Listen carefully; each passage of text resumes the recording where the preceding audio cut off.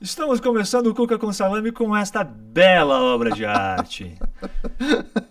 Chegamos ao 16º episódio deste café colonial disfarçado de podcast, né?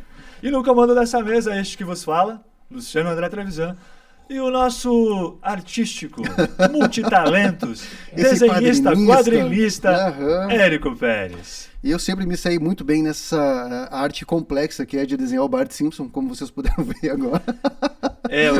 Até vamos começar contando por que tem esse Bart, né? No último episódio que a gente gravou, como ia ser muito mais conversa do que... Como ia ser um estilo diferente de podcast, com 2 convidados, 4 pessoas... Eu propus pro Érico, nem vamos colocar um roteiro aí, vai ser só conversa. Ele, não, imprime e traz, que eu gosto de fazer anotações. Beleza, tranquilo. Acabou o episódio, eu fui olhar a anotação que ele tinha feito. Era um Bart Simpson. Era um desenho do Bart Simpson. Eu não compreendi como é que ele anota fatos desenhando. Mas tudo bem. Eu olho pro Bart Simpson e lembro do que eu preciso falar. Que é alguma coisa criptografada, sei lá. Deve ter a ver com o assunto, né? Tudo a ver com o assunto. Tudo a ver com o assunto. Bom, o meu Bart Simpson foi flagrado, então. Pois é. Mas vamos começar a falar do nosso convidado de hoje, né? Nosso convidado é médico há 19 anos. Ele é especialista em ortopedia pediátrica. É professor do curso de medicina da Unioeste Campus de Francisco Beltrão na cadeira de ortopedia. Ele é um dos fundadores do COB, Centro Ortopédico Beltronense. Ele é um dos idealizadores da AMIT, que é este espaço onde nós estamos, que abrigam os estúdios Fosforila. Ele é um empreendedor.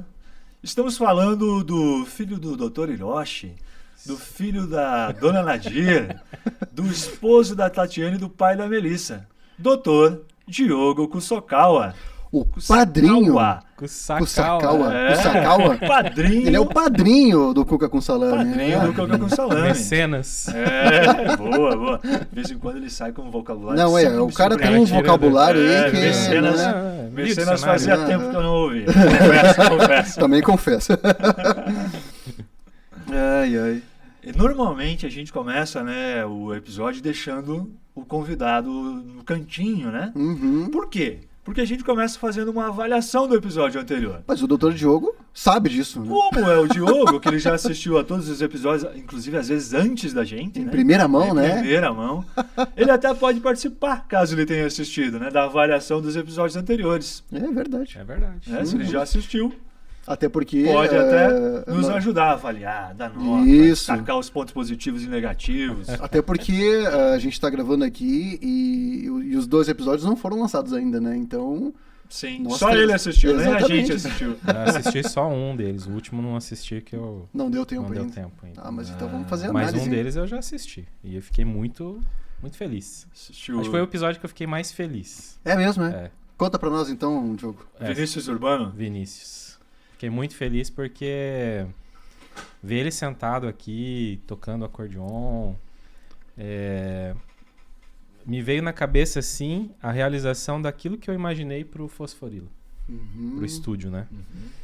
E pro Amit também, porque vem pessoas de todas as matizes, todas as, né, profissões, com todos os talentos possíveis, e ver uma pessoa entrando aqui nesse ambiente, que é para ser um ambiente de clínica, né, de saúde, mas vindo uma pessoa de outra área visitar o Amit é um dos propósitos nossos, né? Sim. Ser um ponto aqui de referência, não só para a saúde, mas também para a sociedade, né? É algo cultural, né? E é um objeto de transformação social, o Amit. Tá? A ideia inicial, vamos dizer assim, a essência do Amit é essa transformação. Tá? A gente talvez possa chegar nesse assunto mais adiante, mas... E ver uma pessoa trazendo toda a riqueza cultural dela aqui, nesse espaço de transformação, é muito legal, né? Eu me emocionei muito. Que o podcast, enfim, os podcasts que foram feitos aqui, eles contribuem para divulgar essa ideia do Amit, Sim, né? Com certeza. E torna o Amit também um espaço social e cultural. Né? É uma inovação. Perfeito. Eu gosto de usar a palavra vanguarda. Opa! Vanguarda. É de vanguarda. E você, Érico, o que achou do episódio com o Vinícius Urbano? Pô, gostei muito.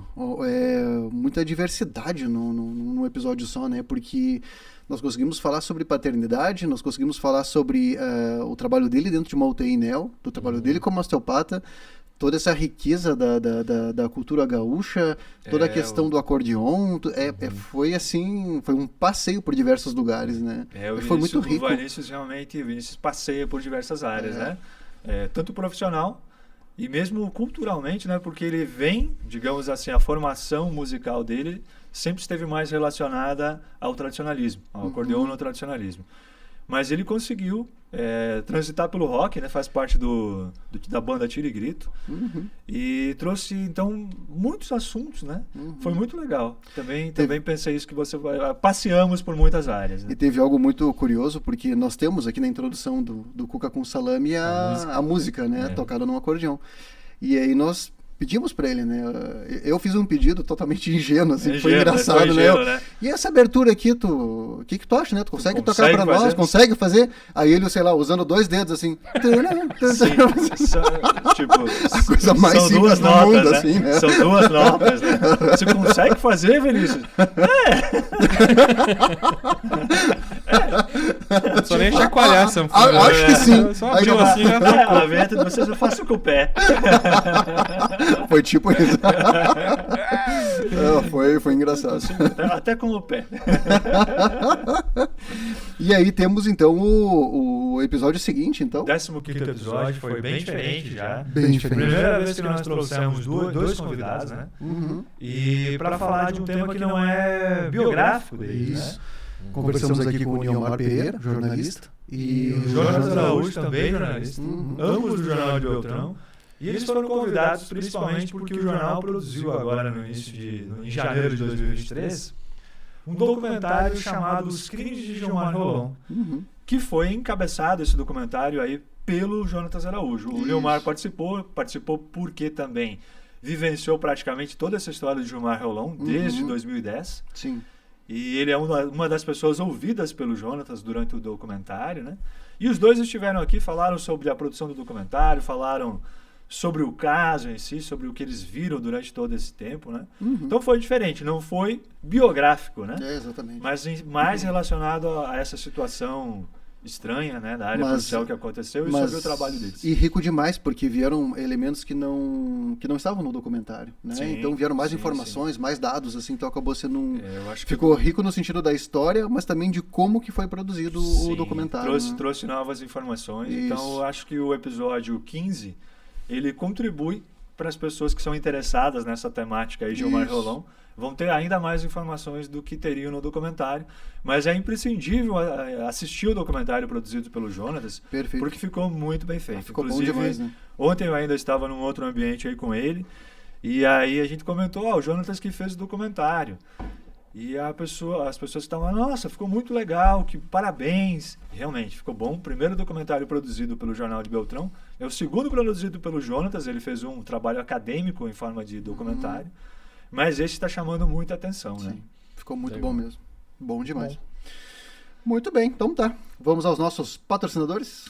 Feito isso, vamos aos nossos patrocinadores. Essa bela cena que está montada aqui, né? Esse cenário maravilhoso e autêntico e comestível, né? Não tem nada cenográfico aqui, é tudo verdadeiro. Exatamente. Vem diretamente do nosso patrocinador, Iraci, Cafeteria e Confeitaria, segunda casa do Érico Pérez. Aparentemente eu vou demais lá, né? Tá com essa fama. Inclusive acho que eu vou almoçar lá.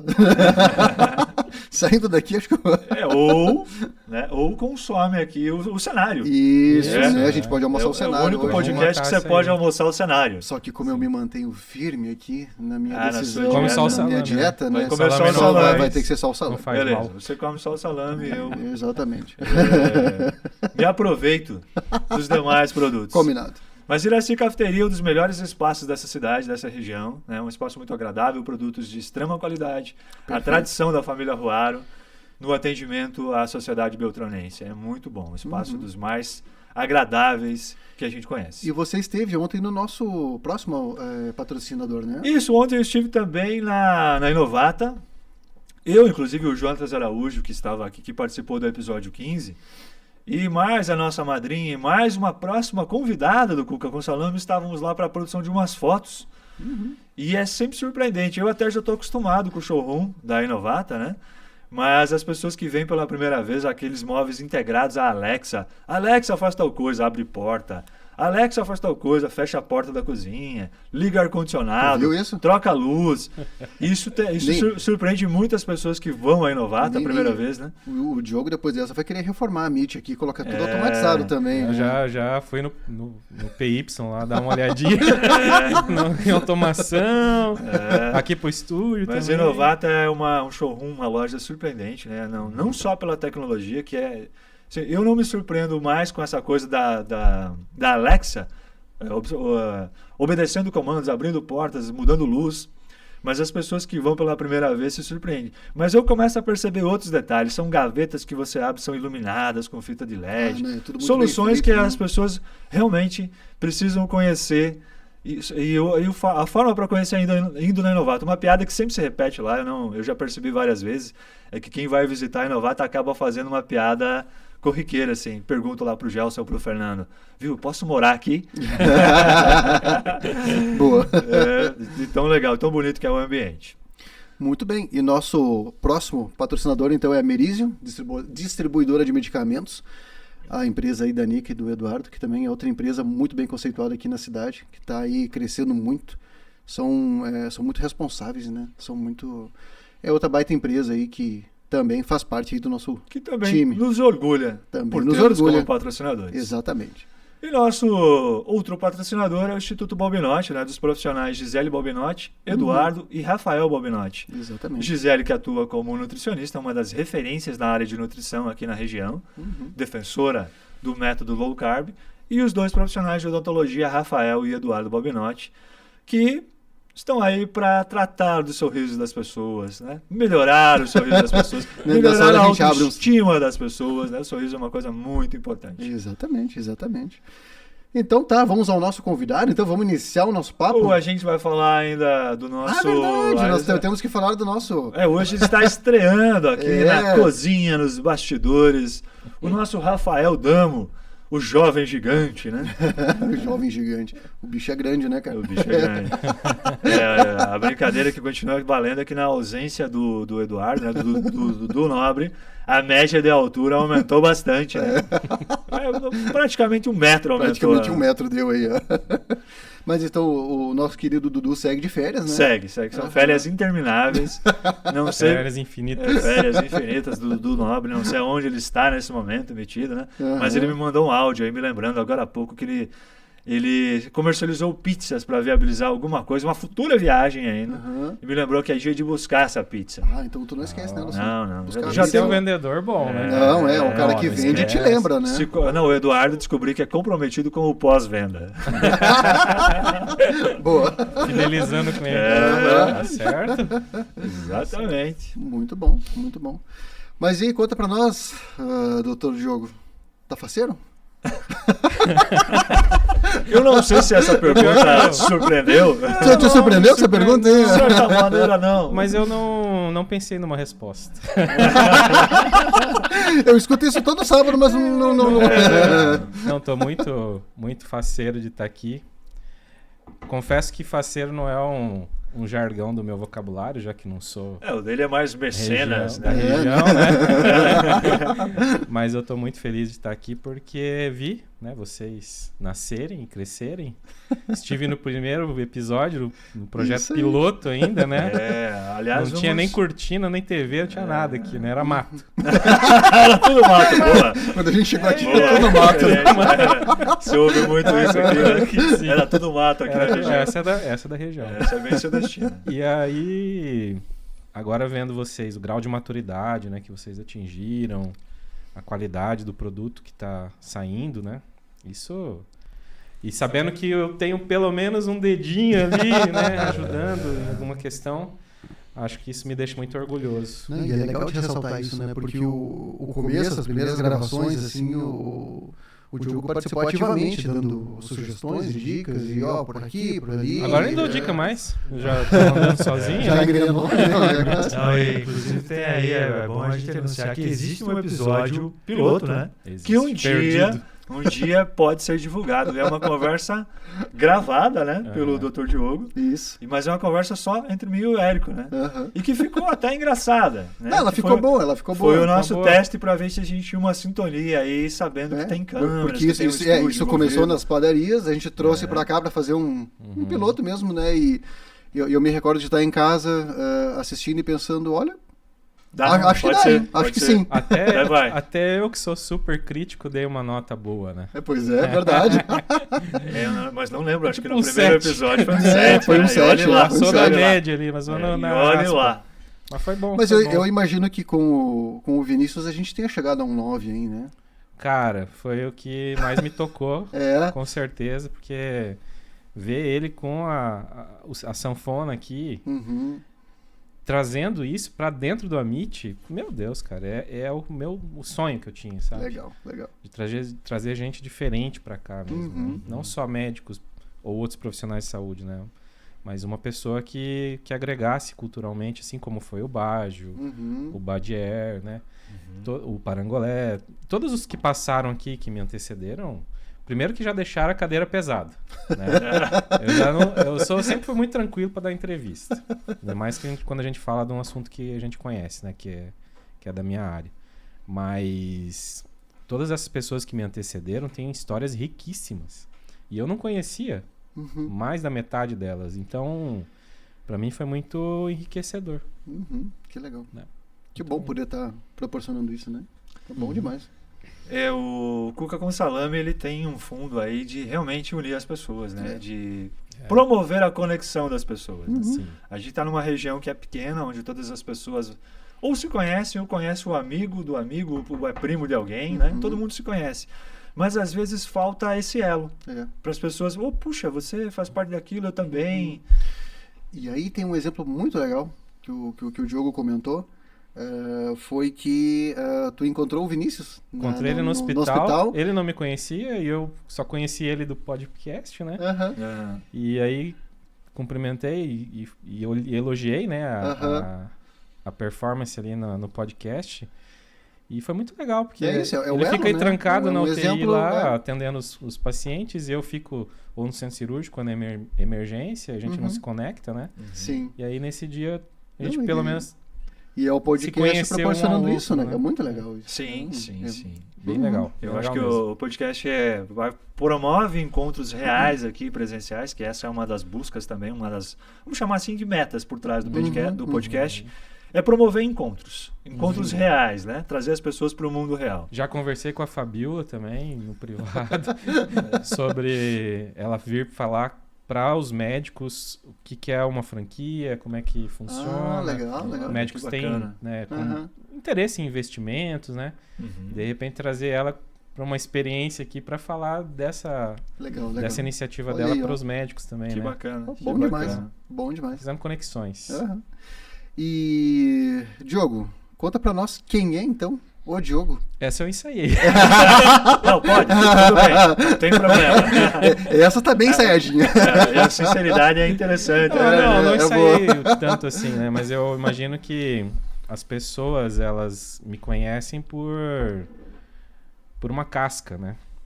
E a minha casca, a minha versão mais superficial, aquela que todo mundo enxerga, é a do médico ortopedista pediátrico, professor universitário. Agora alguns estão me enxergando como empresário também, né? E como startupeiro, né? Então essa essência, essa não é a minha essência, né? É a minha característica mais superficial, mais visível. Mas eu me defino como um inconformado. Acho que não consigo enxergar alguma injustiça e ficar parado, mas não sou aquele cara combativo. Também não vou, né, entrar em confronto com as pessoas. Eu sou inconformado no sentido de tentar modificar a realidade que tem ao meu redor. Não fazer grandes transformações, mas se eu puder ajudar as pessoas que estão perto de mim, como vocês, por exemplo, isso é uma maneira de eu contornar essa injustiça, né? Então, proporcionar aqui para as pessoas um espaço de atendimento, um bom atendimento, prestação de serviço, né? Ou um estúdio que seja para vocês gravarem. Para mim, isso é uma transformação que eu estou fazendo de pequenas coisas, e acho que isso é uma característica muito forte que me define, né? Inclusive, eu acho que é isso que me motiva também para ser empreendedor, né? Fazer uma transformação de coisas que estão mais próximas de mim. Eu tenho certeza que não vou ser super famoso a ponto de modificar, de ser um presidente, de ser um governador. Nunca vou chegar nesse patamar, né? Mas se eu puder transformar o que está muito próximo, eu já vou ter participado de uma melhoria da sociedade como um todo, né? Acho que isso é uma coisa legal. Essas pequenas transformações do nosso entorno, elas trazem um resultado muito legal, né? E eu acho que talvez eu também seja bastante obstinado. Se me pedirem assim, conta ali quantos grãos de areia tem nesse pedaço aqui de praia, eu aceito o desafio. Eu gosto dos grandes desafios, dos mais difíceis, né? Tipo, montar aqui esse estúdio de forma solitária, né? Autodidata, estudando qual o melhor microfone, melhor câmera. Então, são desafios que eu gosto de aceitar, gosto de estudar, né? E tentar vencê-los aí é uma tarefa que me atrai. Sempre que me desafiam a fazer qualquer coisa, sou que nem o McFly lá, né? Ô, franguinho. Se chama de franguinho, então vai... que eu vou fazer esse troço acontecer, né? Boa. Então, eu gosto de aceitar os desafios e tentar fazer da melhor maneira possível, né? Legal. Acho que é isso que mais ou menos, né? Sim. Que posso me definir. É uma coisa que eu acho legal de destacar, porque a gente se conhece há pouco tempo, né, Diogo? Mas acho que é legal de falar, do pouco que eu percebo, é que tu consegue ter uma visão sempre muito ampla das coisas, né? Acho que tu tem uma boa habilidade de se distanciar para entender por onde ir, e essa não é uma habilidade muito comum, né? Nós não vemos as pessoas corriqueiramente ter essa habilidade. Então acho que é legal de destacar isso também, a habilidade de enxergar de longe, saber por onde ir. Isso parece algo legal de destacar. Acho que enxergar o final da história também. Isso. O horizonte, né? O que pode acontecer lá na frente, qual que é o desejo que a gente tem, né? A sensação que dá é que se fosse um jogo de xadrez, tu sempre tá com pelo menos uns 3 ou 4 movimentos ali. Apesar de eu não saber jogar xadrez direito. Quebrou a analogia. Acaba de quebrar a analogia do Edson. A Bíblia só bom, viu? Não precisava dar essa informação. Eu podia só concordar. Não, realmente é isso aí. Estamos aqui para não concordar com nada. Exatamente. Xadrez faz parte da minha rotina. Aliás, eu acho que nós três somos 3 pessoas bem diferentes. Possivelmente. Né? Mas eu acho que isso é positivo, né? Uma coisa, se eu puder contribuir aqui, né? Eu acho o Diogo bastante detalhista. Isso tem os momentos em que é muito bom, porque ele consegue dar uma contribuição muito grande, às vezes coisas que a gente não perceberia. Mas eu também acho que o detalhista ele sofre muito, porque é difícil o mundo estar assim no nível que perfeitamente ele espera. ajustado àquilo que você exatamente. O detalhista ele tem uma expectativa muito grande, né? O detalhista tem dificuldade de fazer par, né? Sim. De encontrar gente pra ir com ele, assim, né? O detalhista tem essa dificuldade. É verdade. E ele tem, talvez, não sei se isso é uma característica de todos os detalhistas, mas a capacidade de decepção também é alta. E aí você vê uma pessoa que deveria fazer tal coisa que você já ensinou e ela não faz da melhor forma possível, aí você fica um pouco angustiado. Né? Acho que isso é um defeito. Essa parte eu te entendo bem. Você espera as coisas no nível, na tua expectativa. Né? Mas todo mundo tem um pouco disso. Mas eu acho que tem pessoas que mais, né? O detalhista sofre mais. Que é muito mais, né? E outra coisa que eu saliento do Diogo, eu conheço ele há um pouco mais de tempo que o Érico, é que como profissional de ortopedia pediátrica, ele é uma referência. Ele é uma referência, não sei se todo mundo tem essa noção, né? Muita gente nunca precisou, talvez, de um ortopedista pediátrico. Mas eu acompanhei aí por alguns trabalhos que prestei para o Diogo, depoimentos de pessoas que foram atendidas por ele. E as pessoas destacavam muito os resultados obtidos, né?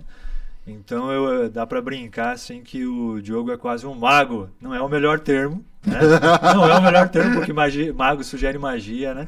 E não comprometimento e não estudo, mas é o que ele tem. Certamente é o comprometimento, é o grau de...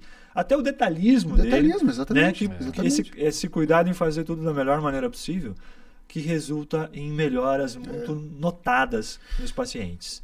Então isso eu observei muito numa época, assim, chegava a ser comovente, pais descrevendo, assim, viam o Diogo quase, mais um termo que ele talvez não vá gostar, mas quase como alguém que tinha produzido um milagre na vida do filho, sabe? Mas isso é muito legal. Demonstra aí para os entendidos o nível de comprometimento, a dedicação que ele tem com essa área, que é que ele E nessa área, imagino frequenta. que se tu não for detalhista, né, Diogo?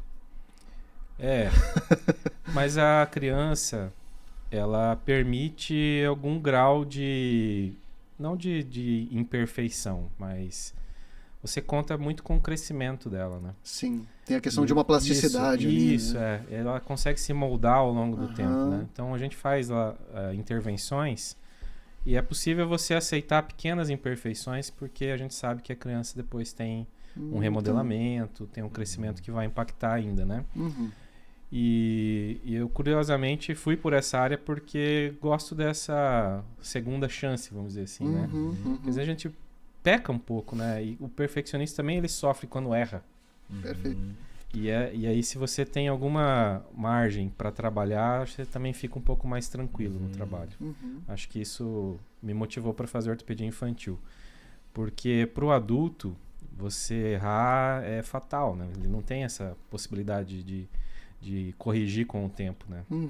Então, acho que o que me motivou a escolher a pediátrica foi um pouco disso, mas também porque gosto de atender criança e curiosamente tem uma coisa que eu vejo em algumas crianças, quando elas estão no colo dos pais, assim, de repente elas fixam o olho em mim e ficam. E daí eu vou pra lá, elas me seguem. Assim, as crianças têm alguma coisa comigo. Ou a minha cara é engraçada, ou eu chamo atenção por algum outro motivo, mas elas ficam bem tranquilas quando eu atendo. Dificilmente tem algum choro, assim, no consultório. Então acho que isso isso chama. É uma conexão que é difícil de explicar, né? Porque o meu irmão Bruno, que é psicólogo e psicanalista também, mas ele é da área infantil. Né? Ele atende adultos também, mas é da área infantil. E ele tem, se tu vê a fisionomia dele, né? Ele é um cara grande, barbudo, né? E a criançada adora, assim, né? A criançada bate o olho nele e vai, assim. E ele não tem essa coisa de falar com a criança... fazendo a vozinha, ele chega, e aí, cara, como é que tá? E a criançada adora isso, sabe? E aí, mano? Eu vou dizer uma coisa pra vocês. Antes, eu tinha no consultório uma caixa cheia de brinquedos. Eu removi. Deixei só alguns bem pequenos, bem pontuais. E aí eu tenho um papo muito, muito sério com os pais no começo da consulta. E a criança, ela fica tranquila. Daí, no momento que ela vai examinar, aí eu tento ativar um gatilho mental, que é da reciprocidade. Aí eu pego o brinquedo, aí eu dou o brinquedo e ela me dá o pé. Entendeu? Sim. E sempre o toque inicial é muito sutil, muito suave, indolor, tem que ser uma coisa muito leve. Aí você deixa a criança com o brinquedo, então eu dei uma coisa para ela, agora você me devolve alguma coisa. Aí eu pego o pé, bem tranquilo, começo a mexer por ali e assim você vai desenvolvendo o exame. Então, acho que esse treinamento só vem com experiência. Então, quando eu comecei, meu consultório era cheio de coisa. E a criança, ela fica vidrada nos brinquedos, ela não sabe para onde ela vai. Ela não consegue nem ficar no colo do pai e da mãe. Cria uma agitação em vez de uma calma. Então, assim, eu acho melhor desse jeito. Mas não julgo quem tem. Não é uma regra. Foi através da tua experiência, foi assim que... Tem coisas, brinquedo que vai acalmar mesmo a criança, né? Mas foi uma estratégia que eu comecei a adotar faz um tempo. E eu vejo que as crianças estão cada vez mais calmas e deixando examinar. E isso ajuda muito no tratamento depois, né? Mas vamos às origens do Diogo aqui na região. O Diogo é da região de Maringá, nasceu em Maringá. Depois, como todo japonês. Maringá, Londrina, né? Não precisa perguntar de onde veio. Norte do Paraná e tal. Mas cursou medicina na UFPR em Curitiba e acabou vindo parar aqui no sudoeste do Paraná. Como aconteceu isso, Diogo? Bom, eu saí de casa muito, muito cedo. Fui estudar por terceirão lá em Curitiba, no Positivo. Isso foi em 1996. Eu tinha 16 para 17 anos. E fiquei, né? Curitiba. Passei no primeiro vestibular, que foi, assim, surpreendente. Passou, né? de primeira. Aham, direto do terceirão, na Federal, em medicina, né? Então, bem difícil, Sim, vestibular complicado, concorrido. Aí fiz a graduação, depois acabei fazendo a residência lá no Hospital da 15, que é uma referência em clínica de fraturas e ortopedia, mais de 40 anos de tradição, né? E depois eu acabei fazendo ortopedia infantil no Pequeno Príncipe, que é também o maior hospital infantil da América Latina, também uma referência aqui na América Latina. E na ocasião fui morar em Cascavel, depois que eu terminei a residência, em 2008, porque tinha um colega que fazia residência comigo que ia voltar para lá e era de lá. E ele fazia joelho. Daí ele falou assim, lá na clínica de Cascavel não tem ortopedia pediátrica. Só tem as outras especialidades da ortopedia. Você não quer dar uma conversada lá e tal? Estão precisando. Aí eu liguei, falei com ele me passou um telefone lá, fala com o Dr. Francisco. Daí liguei pro Dr. Francisco. Daí ele olhou assim, acho que estamos precisando sim. Mas fala com esse outro aqui, né? Ele mandou falar com o André. André Chagas é um grande amigo aí. Abriu as portas para mim lá. Daí ele falou, venha pra cá. Aí eu fui, conheci a cidade, conheci outras cidades também, em Rio Grande do Sul, Santa Catarina. Mas aí como eu achei o projeto da clínica de Cascavel bom, eu continuei lá. Escolhi por lá. E também nessa época, no finalzinho da residência de ortopedia infantil, eu conheci minha atual esposa, né? Uhum. A Tati. E a gente começou a namorar e ela é de Ampere. E ela estava finalizando a graduação em arquitetura. E ela mudou para Ampere. Uhum. E isso aí foi a decisão para eu vir morar em Cascavel, né? Porque eu não tinha proposta nenhuma aqui em Beltrão. Eu tinha proposta em Passo Fundo, em Lages, em ficar em Curitiba. Mas como a Tati vinha para Ampere, eu optei por ficar em Cascavel, que de Ampere é só 120 quilômetros, né? Uhum. Apesar da estrada ser horrível. A estrada é muito ruim, né? Mas então fiquei em Cascavel e a Tati morando em Ampere. Ali em 2011, isso foi em 2008. Em 2011 a gente casou, né? Noivamos em 2010, casamos em 2011. E ela foi morar comigo em Cascavel. E a gente tava lá, né? Ela começou a trabalhar como arquiteta numa empresa, depois ela mudou de empresa, e eu continuando a trabalhar lá no HU e no Hospital São Lucas, e na clínica privada. Nisso, em 2014, o meu sogro teve um problema de saúde, ele já vinha com um problema de saúde prévio, e aí teve um agravamento. E ele morreu subitamente, tá? Estava com 62 anos. Nossa, isso foi em 2014. No comecinho do mês de março ou final de fevereiro, se não me engano. E em abril ele morreu, né? Faleceu, não aguentou, teve cirurgias, transfusões múltiplas. E aí ele deixou um vazio, né? Porque era a pessoa que comandava todos os negócios da família, era a pessoa que fazia todo o gerenciamento familiar também, né? Então ficou esse vazio, e aí a gente se organizou, e a minha esposa decidiu, então, 2 dias depois que ele tinha falecido, já morar em Ampere, para, né, seguir, dar continuidade nos negócios da família. E eu, né, casado, recém-casado, né, eu me vi compelido também a vir morar aqui, né, na região, porque para mim ficar longe da Tati e também era difícil, né?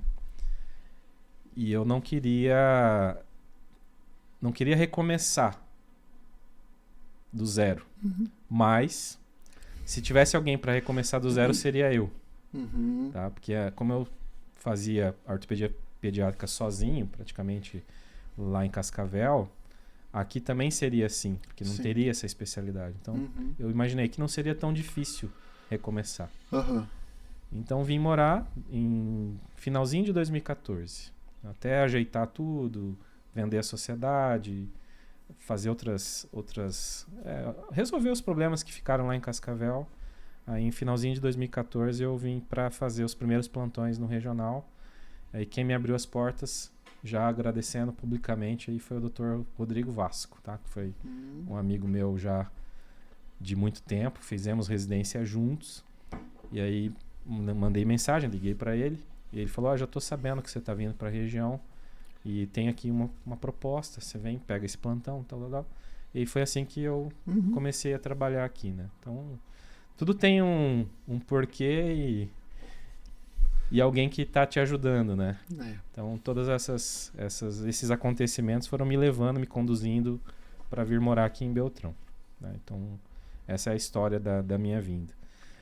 Então, foi uma questão mais familiar, né? Sim, eu estava muito bem em Cascavel já há quase 8 anos lá. Tinha uma clientela bem constituída, um consultório forte. Estava diminuindo o meu ritmo de plantões. Aí, de repente, uma circunstância da vida uma reviravolta, acaba te deixando numa decisão, né? Numa encruzilhada. Sim. E como foi a adaptação, Diogo, porque tu foi indo para cidades cada vez menores, né? Isso. Como é que foi essa... Bem lembrado, porque eu só fui piorando. Depende do pensei, que, né? De Maringá fui pra Curitiba, agora eu vou pra São Paulo, né? Eu vou pros Estados Unidos. Não, fui voltando pro interior, mas isso não é nenhum demérito. Eu acho que são escolhas que a gente faz, né? Eu poderia ter ficado em Curitiba. Sim. Tinha proposta do Hospital Pequeno Príncipe para continuar, para tocar um ambulatório junto com outros profissionais e fazer mestrado, né? Seguir carreira acadêmica mesmo lá, mas eu optei por voltar. Aí, até é uma história legal, porque eu tinha uma professora, adoro ela, a doutora Dulce, e também tinha um outro professor, o professor Carlos Aguiar. Aí um dia eu conversei com o Carlos, que era o último ortopedista pediátrico que tinha entrado no Pequeno Príncipe. Daí eu falei assim, quanto você ganha? Direto ao ponto. Direto ao ponto. Vamos lá, né? Você tá aqui em Curitiba, o que você tá fazendo? Não, tô trabalhando aqui, tô dando plantão ali e tal. 3, 4 hospitais diferentes. O deslocamento em Curitiba, vocês sabem que não é bolinho, né? Não é fácil. Tem um trânsito macabro. Eu morava, 2 quilômetros do Pequeno Príncipe e eu levava 40 minutos para chegar. Isso que das capitais do Sul é o melhor, né? É mas o melhor, mesmo assim... né? Então ele falou um valor lá que não me agradou. Eu falei assim, não, por esse valor talvez eu não fique. E aí a doutora Dulce, conversei com ela, falei, olha doutora, agradeço aqui o convite e tal, mas o Carlos me falou que ele está ganhando tanto. O que a senhora acha? Né? E eu queria fazer mestrado. Contei toda essa história para ela, falei assim, vai pro interior, não fica aqui, né? Então ela me deu um empurrão, que foi bem legal. Sim. E quando eu contei pra ela que eu iria para Cascavel, na clínica do doutor tal, ela falou, não, vai que lá você vai ficar rico.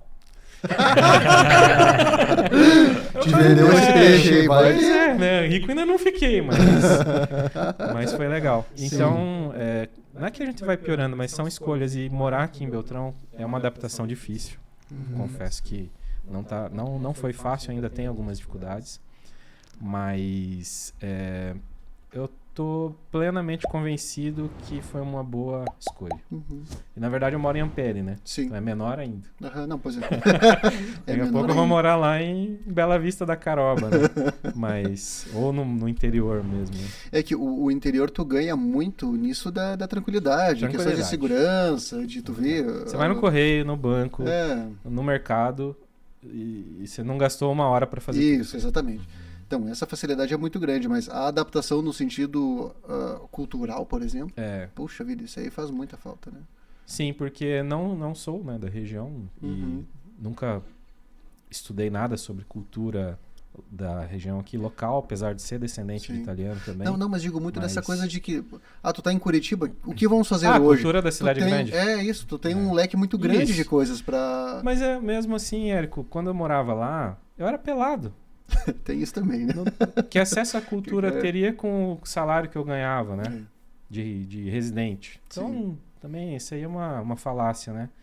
E cinema por cinema, aqui tem cinema, né? Uhum. O filme que você iria ver lá é o mesmo filme que você vai ver aqui. Ainda mais hoje, né? Mas A única coisa, assim, que eu sinto muita falta aqui é porque pra eu viajar, eu tenho que pegar avião ou em Cascavel, ou em Chapecó, ou em sim. Foz do Iguaçu. Isso sim. Aham. Né? Que aí tem um deslocamento territorial aí, rodoviário, para você poder fazer um voo. Uhum.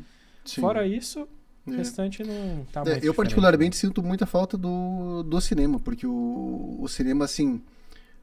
Das o opções. o que vem é muito aquilo que vai ser Consumível, rentável, digamos é. assim, né? Que Uhum. normalmente é um filme de super-herói, é animação, Uhum. que eu também gosto, né? Que eu também não vou entendi assistir. essa né? questão. Mas eu quero entendi ver o essa filme questão. iraniano. Não, eu ver o também. filme Isso, eu também francês quero. lá. É Tá exatamente certo, isso, né? Tem cara Mas que aí que gosta. tá, mas aí que tá. Tem uns pirados aí que, né? Eu- Não, mas é muito isso daquilo que vai. Do que tu vai de fato sentir Cara, falta quando tem a depois transição. de um tempo né? você só vai ver filme infantil. Né? É, Não né? adianta. Pode Já- esquecer. Eu já sei. E- Na verdade, faz um tempo que eu não vou no cinema, inclusive. Mas eu senti essa veia cultural do Érico agora. Inclusive, Érico, você já fez mais algum desenho aí que a gente possa exibir? Eu posso. No decorrer vai sair mais uma. Vamos ver. Vamos ver se sai mais um Simpson. O que tem que sair? mas Foi boa essa pergunta aí, porque aqui o Kobe ele nasce de pessoas que não são da região. Uhum, olha só. É bem interessante, né? Talvez tenha aí alguma origem da inovação que a gente traz. Né? É. Uhum. Só explicando, o COB é o Centro Ortopédico Beltronense que reúne 7. 7 ortopedistas. Uhum. E nenhuma da região. Ou melhor, Os vamos pensar, primeiros que vamos pensar fundaram que, não vamos são. pensar que todos são casados com mulheres da região, então. Eu acho que sim. Isso eu acho que sim. Mas os primeiros que fundaram não eram, né? Ah, tá. E isso eu acho que é um traço, uma peculiaridade que faz o COB ser o COB. Uhum, Né? legal. Tá? Mas eu acho que a gente vai conversar disso, né? Imagino. Nós continuamos lá nas suas origens, né? O seu Oh. pai é médico, Pai é Dr. médico. Hiroshi, mas clínico geral. E é natural o filho seguir os passos do pai na profissão. Ainda mais na área de medicina é muito comum. Mas você pegou uma área totalmente diferente, digamos assim, do teu pai. O que te motivou a escolher a ortopedia? Cara, meu pai sempre foi um exemplo, né, pra mim. E quando eu fui fazer a marcação lá do vestibular, eu fiquei em dúvida entre ciências da computação e medicina. Aí eu escolhi medicina, parte influenciado pelo meu pai, pelo exemplo, né? E parte porque eu achava que a medicina era um desafio, Uhum. né? Passar num vestibular Sim, difícil, aquela aham. coisa de provar que você pode, né? Então tinha uma certa arrogância ali naquela hora, né? Sempre fui um dos melhores alunos da turma, né? Falei, cara, vou fazer um vestibular que Sim. Comprove quem que eu sou. coroou É. esse conhecimento acumulado, Teste etc. né? para a sociedade quem eu Exato, sou. é. Mas muito foi por causa do meu pai, sim, porque acompanhava o trabalho, etc, né? Mas a escolha da ortopedia foi se dando ao longo do decorrer do curso. E eu tenho um primo que é ortopedista. Uhum. Esse primo sempre me ajudou, abriu as portas, faz estágio aqui, faz ali. Uhum. É, tipo um tutor, né? Num período ali, principalmente no começo da faculdade. Uma espécie de irmão mais velho. Isso, é. Uhum. E ele também fez federal, né? Então foi me dando algumas dicas. E eu gostei da área, né? E lá em 1999, eu entrei na faculdade em 97. Em 99, eu tive um evento aí, tipo um burnout, Uhum. né? Que todo aluno de medicina acaba Em sofrendo em algum momento, né? uhum. E teve uma greve muito grande da Federal, acho que ficou quase uns 6 meses parado, tá? Nessa época aí. E eu comecei a ter problemas com computador, com internet, ficava altas horas lá navegando, etc. E aí isso me fez pensar que eu comecei a ter problemas na faculdade, reprovar, né? Isso me fez pensar que talvez eu não fosse tão capaz de fazer uma especialidade muito difícil. E como eu já gostava da ortopedia, e sempre dizem assim na medicina, né, que ortopedista é o médico forte e burro. O bruto, né? Tipo o bruto, né? Esse episódio está revelando os bastidores da medicina. Ele é o carpinteiro da medicina. O carpinteiro, o cara que faz força, não sei o quê, né? Então, eu também fiquei com isso na cabeça. Tá. Falei, não, vou fazer ortopedia porque talvez para cirurgião cardíaco eu não consiga, já que eu não tenho, talvez, capacidade, motivado por esses episódios aí de dificuldades, né? Então, aí foi por isso que eu escolhi. Acho que um pouco influenciado por esse meu primo, que era tutor, e um pouco talvez por não me julgar competente para fazer outra especialidade. Uhum. E cada vez mais fui só estudando ortopedia, né? E durante a faculdade a gente não deveria escolher tão cedo a especialidade, né? Mas de alguma forma, quando eu entrei na residência, eu me achei. Foi o momento que eu falei, não, agora eu tô no lugar certo. Então, a ortopedia foi uma escolha assim, né? E meu pai teve pouca influência nisso, no final das contas, né? Agora, uma coisa também que me fez pensar em fazer ortopedia é que sempre ouvi algumas pessoas dizendo, mas se seu pai tivesse feito uma especialidade, ele talvez estivesse melhor que está hoje. Ganhando mais dinheiro, né? E aí eu cresci ouvindo isso também, né? Falei assim, então vou estar um pouco à frente do meu pai. Fazer alguma coisa diferente. Sim, romper no teto. E foi bem engraçado porque meu pai sempre me incentivou a fazer clínica médica. E a gente foi um dia pro Paraguai. Tem um primo que mora, um tio que mora em Foz, né? E aí a gente foi lá e ele comprou um esfigmo, que é de medir pressão, né? Comprou um top, tipo $170, era caro pra burro na época, né? Isso no começo da faculdade. Daí quando eu revelei que ia fazer ortopedia, e eu comentei, pai, mas eu preciso comprar um esteto. Daí ele me deu uns R$100 pra fazer a compra, né? O esfigmo até, antes de você revelar que ia fazer ortopedia, eu te compro o melhor, mas o esteto, pega esses de pipoca aí, de saquinho de pipoca, que vai dar certo. Mas ele ficou um pouco contrariado. Acho que ele queria não foi tão... Não foi tão fácil, mas pra mim foi bom, né? E agora a gente se dá bem e sim, já entende, romperam essa barreira. Essa barreira já foi, né? Uma vez que escolhe, você já rompe a barreira, né? Mas no começo eu sentia que ele ficou um pouquinho assim, né? Acho que talvez, meu filho talvez vai ser o clínico, né? Sim. Mas não. Mas foram essas 3 motivações, né? O primo, o burnout ali no o burnout, né? A incapacidade, né? Suposta. E essa última análise aí. Então foi... É que eu lembro do meu pai, eu já começo a me emocionar um pouco aqui. É válido. Nós estávamos conversando antes, né, Diogo, sobre essa questão de como a gente lida com o trabalho, enfim, a questão das gerações. Sim. E tu falou algo muito legal e muito curioso do teu pai, que apesar dele pertencer a essa geração anterior que preza muito por aquele trabalho, aquela coisa muito... esse ritmo muito acelerado, ele é diferente, né? Ele sabe curtir o tempo, ele sabe aproveitar melhor a vida. Olha, faz muito tempo que eu escuto meu pai falar assim, tô prestes a me aposentar. O que ele mais queria era se aposentar. Engraçado isso, né? Acho que a trajetória dele foi nesse sentido, né? De ganhar dinheiro, de acumular, de guardar para que chegasse um momento onde ele não precisasse mais trabalhar. E ele nunca foi uma pessoa assim que ficou trabalhando demais, excessivamente. E eu lembro de todos os momentos que a gente jogou bola junto, né? Toda quarta e sábado a gente jogava, ia no clube, ia na piscina, viajava. Talvez a gente viajasse até menos do que gostaria, mas não pelo trabalho. Acho que é um cara que não gosta muito de sair de casa. Mas com relação à presença dele paterna na minha vida, isso eu garanto que foi muito bom. Sim, né? Gabaritou. E que é uma coisa que do médico, culturalmente, talvez se espere o contrário, né? Aquele médico que fica fazendo plantão direto, nunca tá em casa. O médico tem muito isso de tu ter que puxar ele pra família. Isso. Né?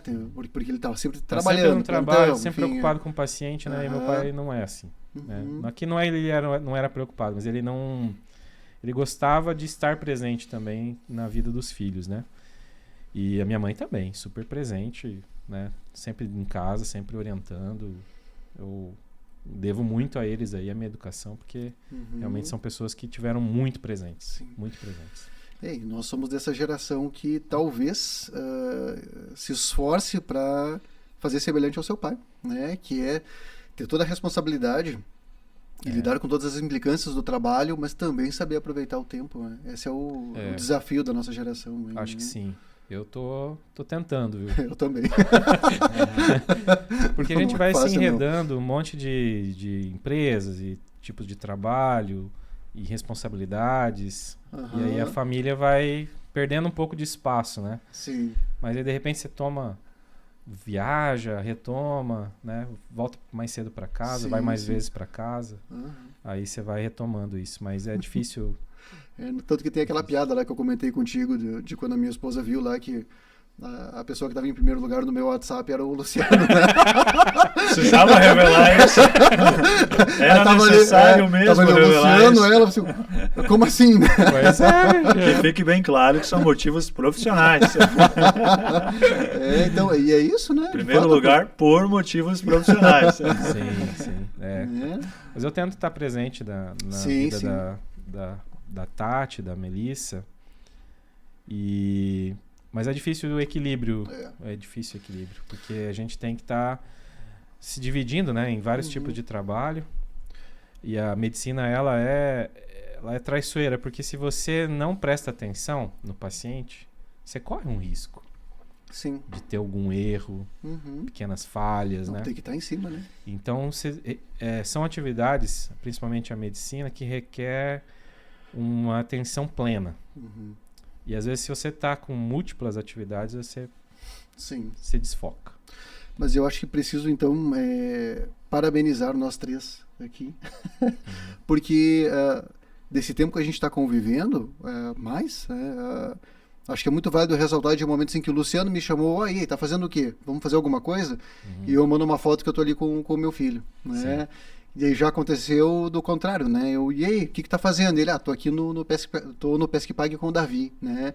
E agora pela manhã tu também avisou, né? Vou atrasar porque tô aqui com a Melissa. Então, assim, né? Acho que isso é válido de ressaltar que nós, de alguma procuramos ser forma, presentes. A verdade é que eu acho que né? nós pais sempre nos sentimos devendo um pouco, né? As famílias, aos filhos, principalmente. Os pais modernos hoje, se não forem presentes... Sim, mas eu acho que a gente se esforça, né? No mínimo, a gente se esforça para proporcionar esses momentos. Eu acho que nós temos a consciência da importância hoje, que talvez os pais no passado não tivessem, né? De que a presença deles era fundamental. E a gente já tem essa consciência. E eu acho que a gente acho que a nossa geração aqui, nós três pelo menos, aprendemos que esses momentos são bons. São e a gente também sente falta deles, né? Sim. Não é só uma obrigação. É que uma você recarga gosta. de energia. Você gosta de estar com o teu filho, né? Isso é muito bom. É verdade. E é o exemplo também que a gente tem que passar, né? Isso. A presença que a gente tem ali, se a gente quer que o teu filho tenha os seus valores, é óbvio que você tem que estar lá mostrando através de discursos e atitudes os valores que você cultua. Sem contar, né, o Érico até pode falar mais sobre isso, mas a presença paterna ela é muito importante para formar um cidadão seguro, né, que consegue se entrosar com os amigos, com a sociedade, né? Então isso é fundamental. Normalmente é responsabilidade do pai. Normalmente, porque eu digo que isso, né, claro. Dentro de todas as possibilidades aí, mas existe alguém, que normalmente é o pai, que vai fazer essa função de apresentar o mundo e as bordas do mundo para o filho, né? E então essa coisa muito de lançar para a sociedade, de rua, de lidar com isso que é do mundo real, isso é muito do pai, né? E aí é que nós precisamos estar atentos a isso, né? De que é de fato uma responsabilidade nossa, né? De estar ali mostrando para o filho vamos pensar que inicialmente a mãe ela faz uma espécie de forro, né? E a mãe que apresenta tudo de que teu bracinho, a tua perninha, né? Faz um forro do corpo, daí depois do corpo, enfim, faz esse processo de forrar. E o pai depois ele entra fazendo essa outra parte que é dos limites. Claro que isso tudo se mistura, né? Claro, não é assim, eu estou fazendo isso, tu tá fazendo aquilo, né? Esses papéis eles se misturam muito, Mas cabe muito ao pai. Mas isso, normalmente é isso. Então nós precisamos sim estar atentos a isso, porque... Tipo, as mães suavizam o mundo e o pai tem mais a obrigação de apresentar o mundo real, talvez. Porque porque se tu nessa coisa de suavizar demais, quando esse filho vai lidar com o mundo lá fora é chocante demais, né? Vai ser um trauma. A gente precisa lidando, gradualmente a gente vai lidando com as pequenas frustrações do dia a dia. E normalmente o pai e a mãe estão ali para administrar isso, para que futuramente quando vem uma frustração grande já existe um preparo, né? Então... lá em casa eu não sei se é bem assim. Eu acho que sou mais protetor do que a Tati. Acho que ela libera mais. Exatamente, por isso que eu falei, né? Não é uma regra, né? O pai faz isso, a mãe faz aquilo. Isso aí se mistura. Mas eu acho que tem um fundo. A gente estava conversando antes, né? Que na ortopedia infantil a gente tem essa visão, pelas experiências que a gente tem dentro da área, de ver a criança caindo, se machucando. Já chega atitudes que... Já chega para o ortopedista só a criança que sofreu traumas, praticamente. Né? Então ele vai vendo muitos casos. Né? Vejo muitos casos. Não corre, filho. Cuidado com esse muro aí, porque cama elástica não pode. O muro pode quebrar em cima de você. O muro tá lá há 50 anos. Né? Deixa a bicicleta quietinha ali. Não, a bicicleta é só com 12 anos. Mas a criança, ela tem essa vontade de extravasar, né, a energia que ela tem. E eu acho que dou uma segurada na Melissa, né? Não pula no sofá, cuidado com isso, cuidado com aquilo, né? Toma cuidado com ela, não quebra, cuidado com esse copo. Então, acho que a Tati já deixa um pouco mais suave. Assim, então, mas justamente, desde que existam as duas funções, tanto que inicialmente em psicanálise a gente chamava de função materna e função paterna, né? E hoje a gente já está cogitando, assim, entender como função primária e função secundária, né? Para não ficar agregado. Para não ser atrelado ao sexo. Exatamente. Tal. Bacana isso aí. Bacana. E o que mais podemos falar? A gente mencionou antes que, enfim, você está sempre envolvido em muitos empreendimentos, né, Diogo? O Diogo coleciona aí aulas na Unioeste, coleciona atendimento no Hospital Regional do Sudoeste, na clínica, no COB, né?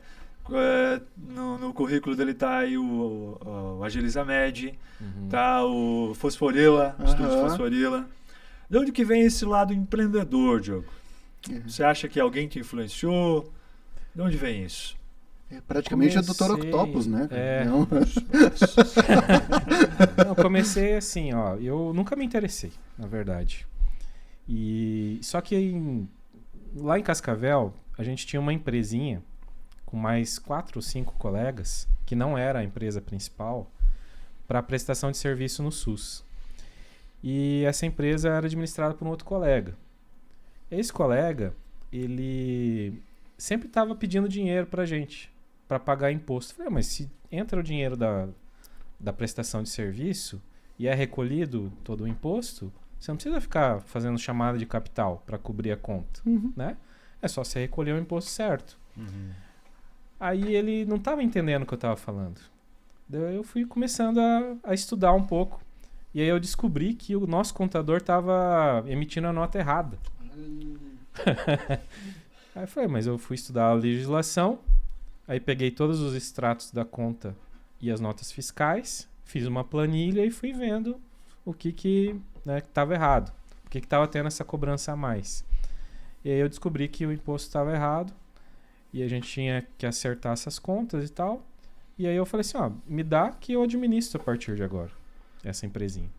Mas era uma administração bem simples. Eu só tinha que pegar o dinheiro, recolher o imposto, pagar os custeios ali das coisas e depois distribuir as sobras para os sócios, né? Mas isso aí, nesse momento que eu tive que descobrir esse rombo, é que eu me interessei pela administração. Certo. E aí eu comecei a fazer umas planilhas e tal, para facilitar o trabalho, para não perder tanto tempo com isso. Comecei a desenvolver planilhas. Aí quando eu vim para cá, eu já tinha uma planilha super complexa, né? E eu trouxe para a administração da empresa do COB aqui. Sim. E aí aquilo foi crescendo. A gente contrata, tem mais funcionários, vai começando a ter uma visão mais ampla da administração, onde é que está certo, onde é que está errado, né? Orçamentos e pesquisa de preço, assim você vai melhorando. Até o momento que a empresa começa a ficar mais complexa, mais funcionários. Aí uma hora você está seguro para alçar um voo mais alto. Né? Então, do momento que o COB foi iniciado ali no prédio da frente, na estrutura menor, até agora que a gente está aqui dentro do Amit, foram só 6 anos. Teve um avanço assim muito grande. Né? E essa veia empreendedora veio disso. Aí, o início, a origem. O Amit, ele é um ambiente muito legal, porque o coworking, ele permite que você tenha uma amplitude de contatos, de networking, né, com vários profissionais, e ele tem uma vocação assim de atender várias demandas. Tem um cara que quer alugar só 1 minuto, tem um cara que quer alugar a hora, tem um cara que quer alugar no mês, tem um cara que precisa do estúdio, tem um cara que precisa do aparelho de ecografia. Então, essa demanda, ela permite que você entenda o Amit como algo que possa extravasar o ambiente da clínica aqui, né? Você pode alçar voos maiores. Deixa eu ver se consigo melhorar isso. Você pode atender qualquer demanda. Talvez seja essa a ideia, né? Sim. Então, a gente tem uma demanda que é o profissional que não tem um local de atendimento e eu ofereço. Tem uma demanda que é o profissional que precisa de marketing, eu tenho uma ferramenta para isso. Eu tenho um profissional que precisa de armazenamento na nuvem, eu tenho uma ferramenta para isso. Eu tenho um profissional que precisa de um estúdio para gravar conteúdo em vídeo, eu tenho uma ferramenta para isso. Então, esse empreendedorismo acaba vindo disso. E tem uma demanda da saúde pública, que é a fila de espera para consulta especializada. A AgilizaMed é uma ferramenta para essa demanda.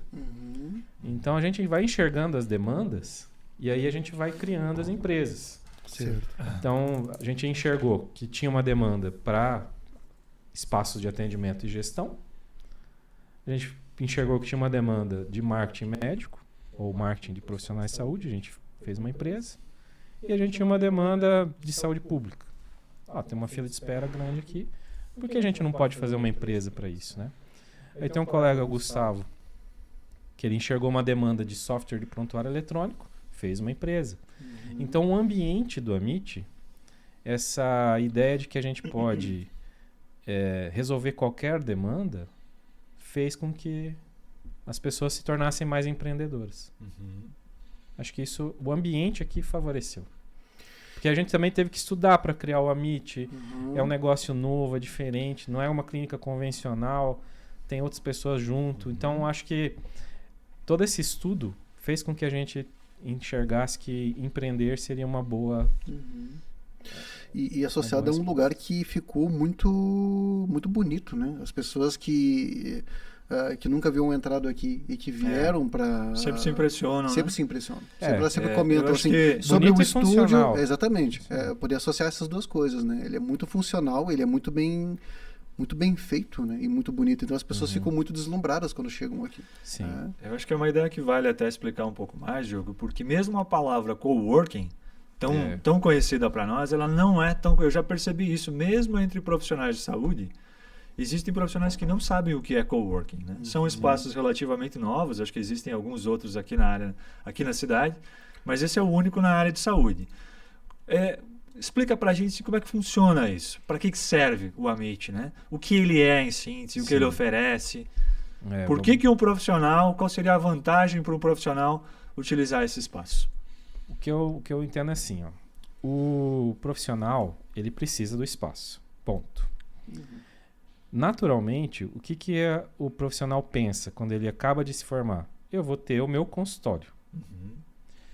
Só que para ele ter o consultório dele, ele tem que alugar uma sala comercial, ele tem que reformar a sala, adequar para a área médica, ele tem que comprar móveis, isso aí, né? Quem tem consultório sabe. Ele tem que contratar, que é uma tarefa super difícil, uma pessoa que se encaixe não só no trabalho, mas com a sua personalidade. Ela tem que entender como é que processa o teu trabalho. Tem os insumos para comprar, tem a administração para fazer. Então, o profissional ele tem que ter uma outra habilidade, que não só a técnica, de visão administrativa que nem todo mundo tem. Sim. Então tem muita gente que deve estar trabalhando no seu próprio consultório e que não tem lucro e não enxerga que às vezes está pagando um boleto lá sem ter registrado ele numa planilha ou numa tabela, e às vezes o cara está ganhando dinheiro, mas ele está perdendo no outro. Então essa visão administrativa falta para os profissionais. Então o que o coworking quer fazer? Ele quer oferecer o espaço de atendimento e a gestão. Então, como todo mundo está trabalhando no mesmo ambiente e utilizando os mesmos funcionários, a mesma estrutura física, na divisão dos valores, do custo, isso acaba ficando mais atrativo. Porque aí a gente está compartilhando, a palavra-chave é compartilhar. Nós estamos compartilhando o espaço e a gestão. E aí nesse compartilhamento é que as pessoas ganham. Só que você poderia fazer isso com sócios. Só que você e você se dão bem. Mas eu posso tentar me associar com uma pessoa que eu não depois de um certo tempo eu descubro que ela não é o meu perfil. Ou a gente está tendo divergências em alguma questão. Então o coworking, a gente compartilha todo o ambiente e toda a gestão, mas não somos sócios. Sem o peso e a responsabilidade da sociedade. De uma sociedade, sem o peso e a responsabilidade de ter que administrar. Porque você só vem aqui, inicia o teu trabalho, recebe o dinheiro no final do dia e vai embora para casa. E aí você vai fazer outra coisa, vai na academia, vai estudar para fazer outro negócio, vai fazer um artigo científico, uma área acadêmica. Então a gente propicia um espaço de atendimento sem dor de cabeça. Acho que é essa a ideia. Compartilhando.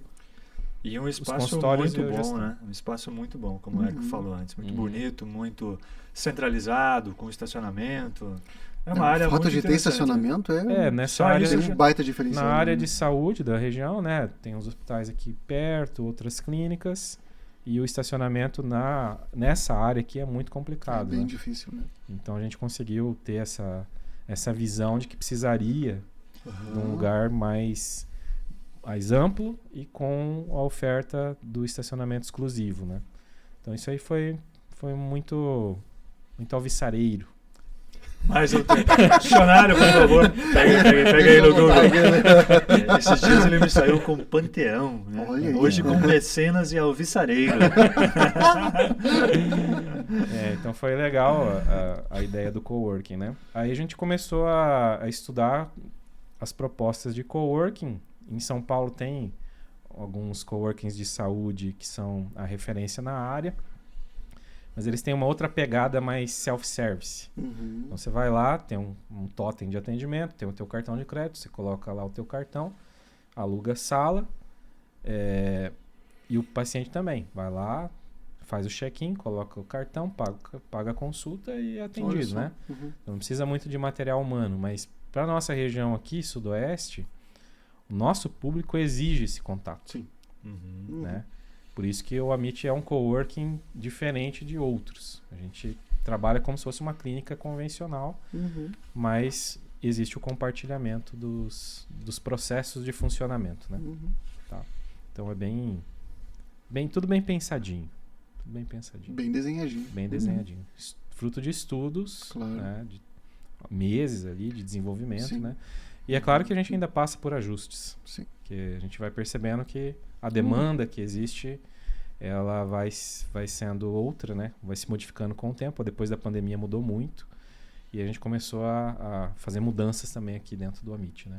Tá muito mais fácil agora de alugar. As tabelas de preço são bem menos complexas, né? As pessoas podem vir aqui porque qualquer proposta que elas tiverem vai ser bem atendido. Propostas de trabalho, né? Quer trabalhar só 2 horas por semana, consegue. Quer trabalhar, pegar uma sala para ela, para ficar trabalhando o mês inteiro, consegue. Quer vir só na terça de manhã, consegue.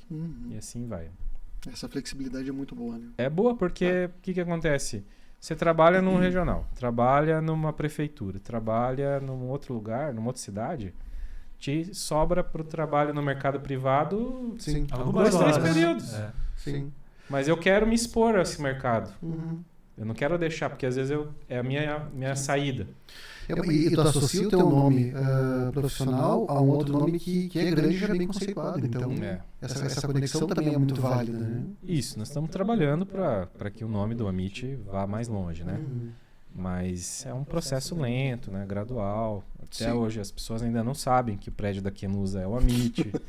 Tem aquele caixotão cinza ali, né? Acho que é um banco, mas não é, né? Sim. Então a gente tem que trabalhar essa marca. Vamos, mas pouco a pouco as pessoas vão conhecendo, né? Claro. Até porque o COB já vem atrelado, e o COB já era uma empresa que estava alguns anos na praça aí. Né? Sim. Por conta de outro dos seus negócios, doutor. Vou chamar de doutor agora, né? A primeira. Autoridade, né? O cara senta aqui e tem autoridade. É porque a pergunta continua na área de saúde, né? É por isso. Mas o Diogo está envolvido também. Uma outra iniciativa dele é a startup AgilizaMed. E por conta da AgilizaMed, ele e o sócio dele, o Dr. Mário Martins Neto, participaram do reality show na RPC, que era do programa Rocket. Como é que foi essa experiência? Foi a melhor experiência que eu tive profissional, assim. É mesmo? É bem interessante, né? Principalmente porque gosto um pouco da parte de marketing, né? Até o Luciano tem parcela de culpa nisso, que a gente trabalhou junto um tempo ali. E ele foi me ensinando as coisas. Essa parte eu não lembro. Foi me ensinando algumas coisas, foi pegando gosto, aprendendo, e chegou um momento que o COB precisava fazer marketing, eu assumi essa parte também para fazer. E o que tem a ver isso com o Rocket, né? Então, a AgilizaMed é uma empresa de telemedicina, e a gente está no começo ainda do trabalho, né? É uma ideia, estamos ainda fazendo pilotos. E surgiu a oportunidade de participar do Rocket. Vi uma propaganda na televisão, aí anotei lá o nome, entrei no site, comecei a ver, isso aqui é para startups, né? Conversei com os outros sócios, né? O Cledson, acho que você não citou, mas é o nosso desenvolvedor. Cledson Lodge, né? Isso. E o Mário, aí conversei com eles e falei assim, vamos participar? O que vocês acham? Aí eles falaram, não, vamos, né? Manda a inscrição lá, sem pretensão, né? De que a gente fosse escolhido. Aí eu fiz, é um pitch. Pitch é tipo uma apresentação curta, né? De 2 minutos. Aí tinha os slides e a fala. Então fiz, mandei. E a gente estava em Curitiba num evento de cidades inteligentes e a gente recebeu a ligação que ia participar do programa, né? E no momento que fomos escolhidos, eu comecei a pensar no marketing. Porque se é um reality show, vai precisar 1 hora do voto do público. Então, como é que eu vou trabalhar essa marca junto com o público para que a gente consiga chegar mais longe no programa? Então, já pensei, vamos falar de inovação, vamos falar de empreendedorismo, vamos filmar vídeo, fazer vídeo, né? E o estúdio do Fosforila tem muito a ver com isso. Porque a gente não tinha um lugar específico para fazer um vídeo de qualidade, para passar a mensagem. Então a gente trouxe para cá a estrutura, aí comprei o microfone, e assim a gente foi fazendo esses vídeos aqui nesse ambiente. Então começamos a fazer esse marketing, daí chegou o momento lá da gravação, né? A gente teve bastante sorte nas provas, fomos passando. Nesse meio tempo, a gente foi anunciando também tudo que ia acontecendo no jornal, no outdoor, nas redes sociais. E aí foi criando corpo a ideia. Depois de um certo tempo, muitas pessoas já vinham falar sobre a AgilizaMed comigo. E aí chegou o dia das votações, né? Que era a final. Aí nesse momento a gente começou a fazer trabalhos bem específicos, assim, com influenciadoras, com vídeos institucionais bem fortes, né? E quando teve a votação, a gente foi muito expressiva, né? Nós só passamos adiante porque o público aqui de Beltrão ajudou. Sim, eu lembro que tinha uns grupos de WhatsApp que ficava ali avisando a hora de começar a votação, enfim, tudo mais. Não sei se você chegou a entrar em alguma, mas Não, eu tava. Uhum. São 5 grupos, né, que a gente fez ali de 250 pessoas. Então, foi muito... Tinha mais de 1.000 pessoas, somando todos os grupos, recebendo esse conteúdo diariamente, né? E nos momentos da votação, a gente colocava os links e isso motivou. Foi uma estratégia grande, sim. Inclusive, até tem colegas lá de Curitiba que trabalham com marketing que falaram que foi genial, né? O que a gente fez foi muito bom. E eu achei que a experiência foi muito boa por isso. Porque a gente conseguiu provar que conseguiríamos engajar a população da cidade em cima dessa proposta do Agiliza Med. E por isso que a experiência foi boa para mim. Sim. Vamos falar um pouco da experiência para a empresa. Para a empresa foi muito, muito enriquecedor também. Porque tudo que nós fizemos para que a gente se mostrasse dentro do programa como uma startup válida, boa, fez com que a gente também observasse e enxergasse o nosso propósito. E principalmente o propósito social da Agiliza Med. Porque em algum momento você vai apresentar a empresa para outros empresários, gente que são investidores, pessoas que são investidoras, elas sempre diziam assim, você trabalha com o governo, você trabalha com público e não com privado, você vai sofrer, você não vai ter contrato, geralmente você tem que pagar propina, tem outros problemas de todas as ordens, né? E as pessoas sempre sugeriam no final que a gente mudasse o nosso ramo, que ao invés da gente fornecer uma solução de saúde pública, que a gente passasse a oferecer uma solução parecida para outro mercado que seja privado, que o privado ele é mais previsível, né? E aí a gente, em dado momento, lá no meio do programa, falou assim, não, o que a gente quer é trabalhar com saúde pública, independentemente do resultado, se a gente vai dar certo, se não vai dar. O nosso propósito social é ajudar as pessoas a terem mais agilidade no atendimento. Sim. Então, o Rocket foi bom, eu enxergo que foi bom por isso, que a gente conseguiu discernir qual era o nosso propósito. Não era um propósito empresarial somente. Não é uma coisa assim, eu vou fazer isso para ganhar dinheiro, para ganhar tanto. Não é investimento e retorno. É um investimento para transformação social e talvez com isso a gente tenha retorno. E a gente está tendo. Ferramenta de transformação social. Uma ferramenta.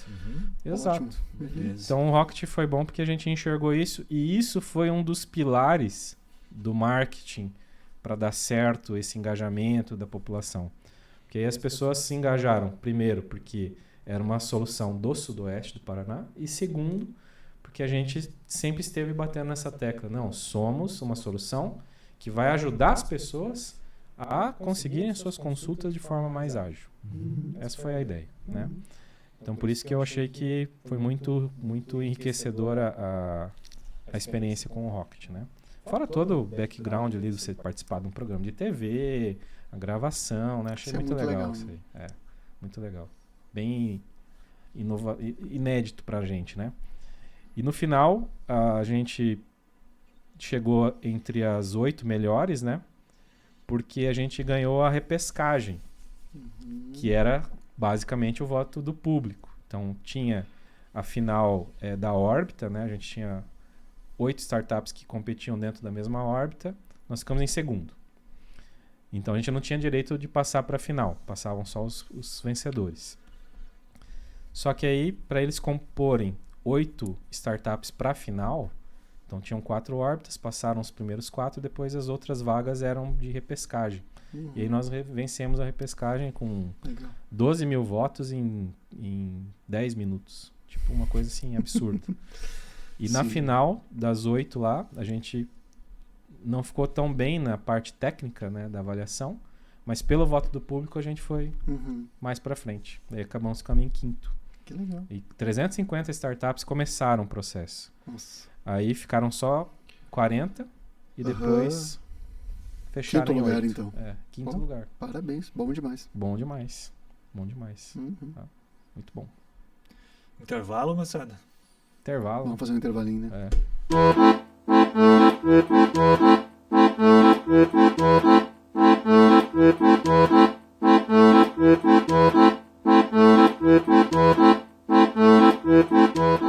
por falar em Agiliza Med, Boa. explica pra gente, doutor. Ó, doutor de novo, hein? Olha só. A autoridade tá A pegando. segunda parte da gravação sempre fica boa. Né? Exatamente. A primeira não garanto, mas a segunda... A segunda é sempre primeira linha. Explica pra gente, Diogo, o que faz qual é a proposta do Agiliza Med? Boa. É longo.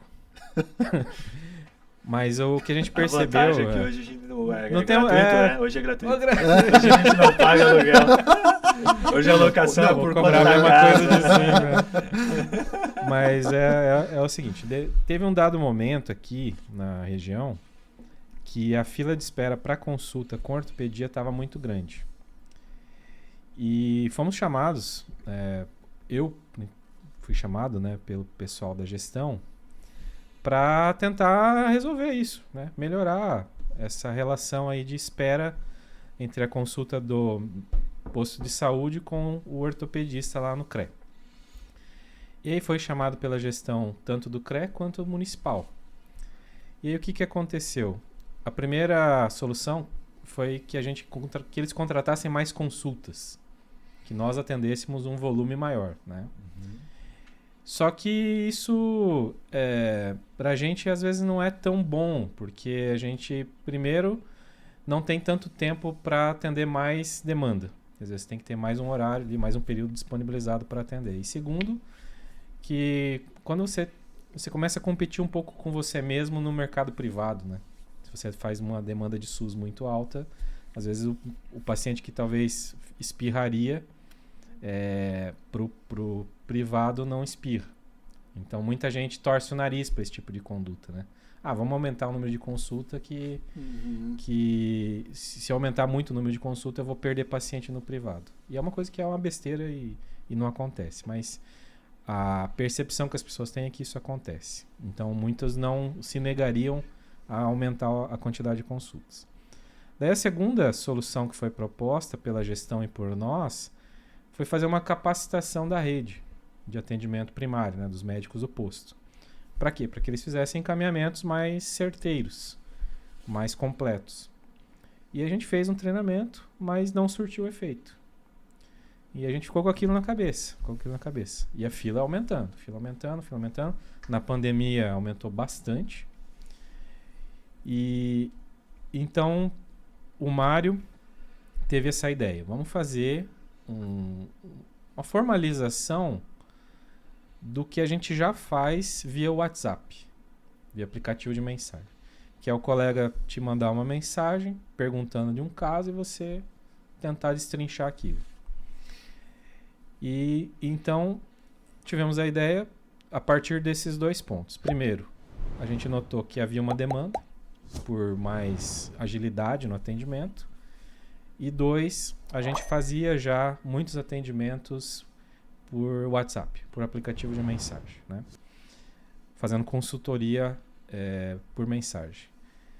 Então, o Mário teve a ideia, começamos um projeto piloto em Bom Jesus do Sul. E aí a gente faz o quê? A gente pega o atendimento do médico lá do posto de saúde. Esse atendimento, ele chega dentro de uma plataforma, do aplicativo que é o Agiliza Med. Todas essas informações de entrevista, exame físico e exames de imagem laboratoriais são anexados na plataforma. E do outro lado, o médico ortopedista, ele pega essas informações e ele faz uma análise. E a partir dessa análise, ele emite um parecer. Esse parecer retorna para o médico do posto de saúde. E aí o médico ele tem subsídio para atender o paciente no município. Então, por exemplo, tem um caso ali de dor no joelho. O paciente tem dor no joelho há 2 meses, 3 meses. Um senhor de idade. Aí você constata que ele tem uma artrose leve. Aí encaminha lá todas as informações para a Agiliza Med. O médico ortopedista vai olhar e vai falar, não, esse paciente tem uma artrose leve. Não é um caso de cirurgia. Não é necessário esse idoso sair lá do seu município, enfrentar uma madrugada fria para ser atendido ali no CRE, presencialmente. Para chegar a uma constatação de que ele poderia tratar ser tratado dentro do próprio município, né? Uhum. Então, a gente economiza esse transporte, economiza uma consulta, o paciente volta, né, o parecer volta para o médico do posto e o médico passa lá o medicamento, Passa o protocolo. a fisioterapia, né? E vai mantendo o paciente ali. Chegou algum momento que houve uma piora, daí ele aciona de novo a Agiliza-Med. Opa, agora tem esse caso aqui, virou cirúrgico. A consulta vai para o presencial, porque aí o médico vai dar o segmento que é necessário, né? Então, o que a Agiliza-Med faz? Ele encurta a comunicação. Ele facilita o contato entre o médico generalista e o especialista. Ele torna isso muito mais ágil, mais fácil. Então, antes você era atendido aqui pelo médico generalista, levava 3 a 4 meses para ser atendido pelo especialista. Com a Agiliza-Med, você tem a consulta com o generalista e em menos de 24 horas você já recebe o parecer. E aí você torna a fila de 3 meses para 1 dia, né? Então é uma solução assim muito, muito inteligente, né? E como está a aceitação? Quando a gente fala da ideia, igual eu tô contando aqui, todo mundo acha maravilhoso, né? Só que a gente lida com o poder público. A gente não pode... não é uma contratação ágil, fácil, porque precisa passar por licitação, né? Então, tem toda a burocracia. Tem uma burocracia gigante. Então, quando a gente participou do Rocket, de uma certa forma a gente expôs a ideia para a região, isso pressionou um pouco os gestores a fazer uma experiência com a gente, né? Então, hoje a licitação foi feita, né, no município de Beltrão e nós vencemos. Né? Teve concorrência, tudo certinho, mas nós vencemos e já começamos umas reuniões de trabalho. Que legal. Então, muito provavelmente, a partir da semana que vem, já vamos assinar o contrato e aí efetivamente começar a atender a população de Beltrão.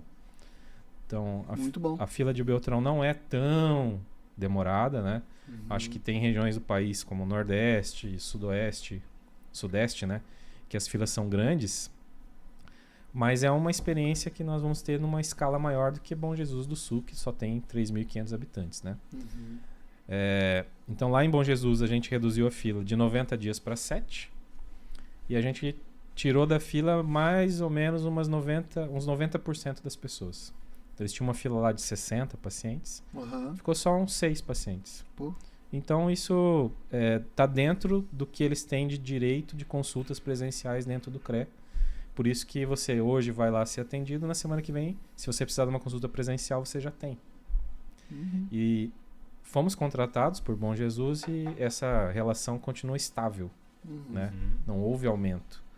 Só que a gente não testou numa escala grande como é Beltrão.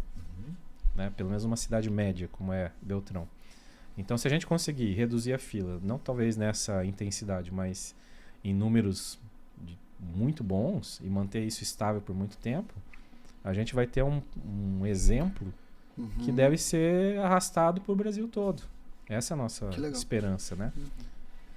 E aí, mais recentemente, a Regional de Saúde, através da RSS, também lançou uma licitação para que a gente atenda também os municípios que não são de Francisco Beltrão, né? Não são Santo Antônio, Ampere, né? Todos os municípios da Regional de Saúde. Então, essa licitação também já terminou e a gente ainda não sabe qual o resultado, né? Mas a gente imagina, espera, né? Tem a esperança de que a gente vença também para começar a atender nessa escala de 350 mil habitantes. E aí a gente já vai ter um piloto bem maior, né? E se a gente conseguir ter um bom resultado nesse piloto, acho que tem tudo para a Agiliza-Med estar no Brasil todo. Que legal. Eu já fico feliz que Francisco Beltrão tenha adotado, já acatou, né? Bom, muito bom. Se vai trazer agilidade para o atendimento. A gente prefere, né, boa, que seja aqui, porque primeiro que a gente mora aqui, a gente quer que o primeiro benefício seja aqui. E segundo, a gente quer que a solução tenha essa sede, que seja fruto do trabalho de sudoestinos. Legal. Acho isso bem legal, né? Porque a gente tem um certo estigma com Curitiba, com São Paulo, né? De que quem mora no interior é inferior, né? Em termos intelectuais ou de produção, de inovação. E a tecnologia, a inovação nessa área de tecnologia, ela prova que isso não é verdade. Você pode ter uma ideia boa lá num município pequeno ali e essa ideia se transformar numa grande solução, né? Então a gente gosta desse contraste, né? Ó, de Francisco Beltrão nasceu uma solução que é contratada pelo Ministério da Saúde, que vai resolver o problema de acesso à saúde da população do Brasil, né? Acho que a gente gosta muito dessa ideia, né? É claro que a gente está pensando grande, mas eu acho que se tivermos um bom resultado, tanto aqui no município quanto na regional, a tendência é a gente ganhar a estrada aí, né? Pegar o Pato Branco, Cascavel, Toledo, daqui a pouco São Paulo, Nordeste. Né? Não, mas tem que pensar grande mesmo, né? Eu acho, né? Tem que mirar alto. Mas tem que trabalhar. Tem que trabalhar. Gasta muita energia mesmo, viu? Muita. Sim. Todas as semanas a gente tem reuniões, a gente tem um suporte ali de buildagem, que chama, né? Tipo um grupo que ajuda a gente a fazer as estratégias, né? Tanto de marketing, quanto comerciais, quanto administrativas. Está sendo bem proveitoso. Das atividades que tu está envolvido hoje, Diogo, seria essa a que mais te desafia? Acho que sim, porque é o maior projeto, né? O Amit é um grande projeto também, né? O Cowork. Mas ele é um projeto que depende muito de estrutura física. Então, por exemplo, para eu expandir a rede de coworkings de saúde, eu tenho que ter muito dinheiro para poder abrir uma segunda unidade em outro lugar. O investimento é sempre muito alto. Isso. Né? E ainda acho que não está viável, né, para você ter uma segunda unidade. Então, não dá para você dar um passo maior que a perna, né? Já a Agilizamed, como ele é tecnológico, mas no âmbito virtual, o investimento que você precisa ter não é tão grande para você ganhar escala, tração. Então, acho que é o desafio que eu estou mais envolvido. Né? Não dou... eu estou sempre olhando o Amit, o Fosforila, mas a Agilizamed eu estou dando uma atenção especial porque acho que é um divisor de águas importante aí na minha carreira profissional, né? É muito, muito bom mesmo. Né? Não só minha, como do Mário, como do Cledson, a gente está apostando a energia nisso, né? Por falar em comparativos, você falou que fica feliz de repente surgir daqui do Sudoeste uma solução que pode servir para o Brasil todo, enquanto que normalmente as soluções que se apresentam como responsáveis são aquelas que vêm dos grandes centros, né? Então, essa felicidade em ter boas soluções aqui. Mas vamos trazer isso para o ensino de medicina aqui na região, né? Você é um profissional que se formou em Curitiba e hoje você está do outro lado. Você, de acadêmico, hoje é professor, né, do curso de medicina da UniOeste aqui. Como é que você vê devolvendo essa pergunta que ele fez para o Dr. Valdir Espada, né? Vamos nos vingar em nome do Valdir. Como é que você vê a UniOeste aqui, o curso de medicina está formando bons profissionais? De uma maneira geral, acho que sim. É um curso que ainda tem muito para crescer, né?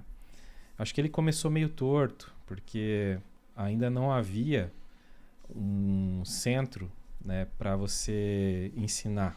Então não tinha espaço físico e o hospital regional ele ainda não estava bem adaptado para receber alunos, né? Não tinha uma estrutura de instituições de saúde que abrigassem o aluno com a vocação de ensinar. Inclusive tem hospitais hoje que não recebem aluno, que é proibido entrar, né?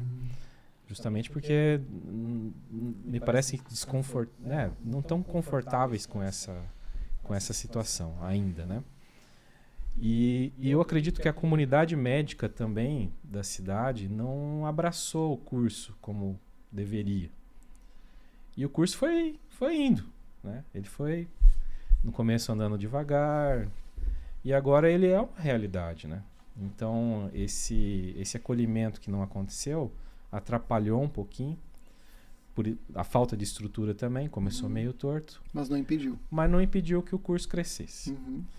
A primeira turma que se formou, eu acho que são os excelentes profissionais. Excelentes. E aí eu vejo que tem uma questão ali de como são os primeiros, houve também uma tutela mais forte, né? Assim como, até para provar que é viável, né? Sim, sim. Então acho que o primeiro filho, eu não sei, nós só temos um filho cada um, né? Mas o primeiro filho é aquele que você talvez está um pouco mais de energia, mais, né? Você cuida mais. Você está aprendendo também, conhecendo, Sim, né? sim. E aí, acho que a primeira turma ela foi bem tutelada e saiu muito bem formada, né? A segunda também, a terceira também, a quarta, todas foram bem, né? Mas a gente vai vendo um decaimento ali ao longo de um tempo. E talvez alguns profissionais que estão saindo agora para o mercado ainda não estão tão prontos, tá? Uhum. E aí é um paradoxo, porque o curso está ficando mais maduro, mas eventualmente algum aluno ou outro pode estar com alguma dificuldade, né? Mas vejo que, numa maneira geral, estão saindo bem formados. Né? Muitos estão atendendo aqui nas UBSs, nas UPAs, né? Sim. Mas eu tenho uma preocupação que, se o curso não tiver um avanço, né? Uma maturidade, que a gente possa perder essa qualidade de ensino, tá? Então, precisamos ter mais professores, precisamos ter mais estrutura, né? Isso tudo está sendo trabalhado pela coordenação, pela coordenação de centro, mas ainda acho que a gente tem muito espaço para melhorar, muito, né? Eu gostaria até de fazer um meia-culpa aqui, porque eu, por ter várias atividades profissionais, né, tanto no âmbito da prática médica quanto empresarial, a dedicação que a gente dá é aquela da educação mesmo, né, de ensinar a ortopedia. E a gente já participa até menos do que gostaria da comunidade acadêmica, né? Então gostaria de estar mais presente no campus, mais presente junto com os alunos em outras atividades científicas, mas às vezes a gente não consegue. Aí recentemente teve uma atividade bem legal que a gente fez, foi um bate-papo com alunos que acabaram de ingressar no curso, e para falar um pouco dessa minha experiência multiprofissional aí, e foi muito bom. E gostei de estar lá junto com eles, né? Conheci pessoas, até contratei pessoas para trabalhar comigo. Foi bem legal esse dia, né? Então, mas eu sinto que poderia render mais, mas infelizmente nesse momento ainda estou com muitas tarefas aí. Quem sabe mais adiante eu tenho algumas ambições maiores ali no curso, né? Tá certo. Eu fiz mestrado, né? Na área de educação, que é uma coisa inusitada. Talvez seja uma coisa mais... educação, olha só. E o que se espera é que você faça um mestrado na sua área, né? Na área de saúde. Sim. Eu acabei fazendo mestrado na área de educação porque gostaria de entender melhor como lidar com a educação médica. Inclusive fiz a minha dissertação nessa área, né? Do ensino superior na educação médica.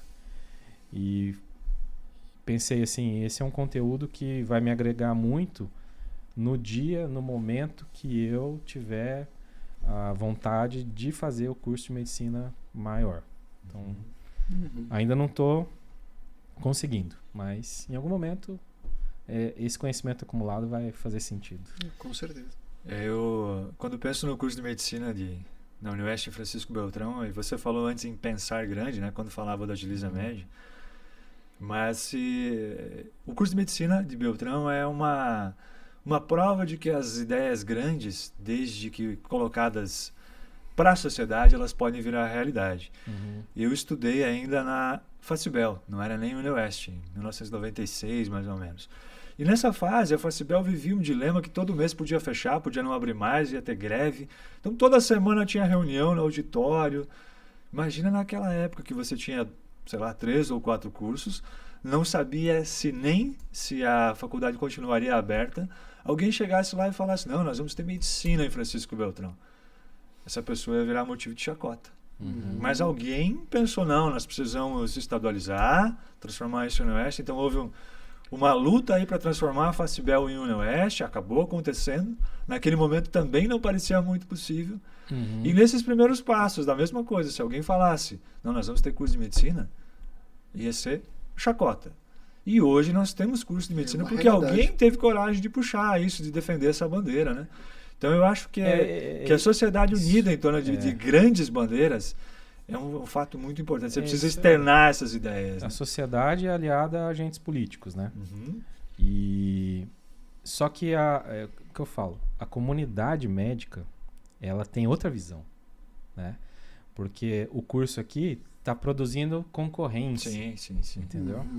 O curso aqui, ele não poderia acontecer aqui porque não tem estrutura. Então tem uma série de argumentos para que não aconteça, né? E há um movimento político de ampliar a quantidade de profissionais médicos no Brasil, né? Através de políticas que não transpassam todas as matizes ideológicas e tipos de governos e partidos, tá? Não é uma coisa de partido A, B ou C. É uma coisa que está acontecendo desde a redemocratização.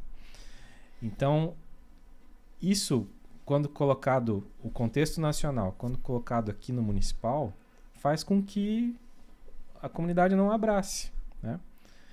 Mas o gestor e o agente político, ele não está pensando só num ponto específico. Ele está pensando grande. Ele quer que o curso venha, ele quer que tenha uma universidade estadual aqui.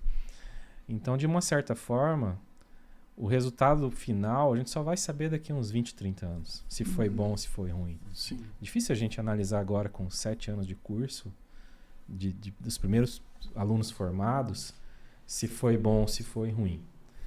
Mas no curto prazo que eu enxergo, está sendo muito bom.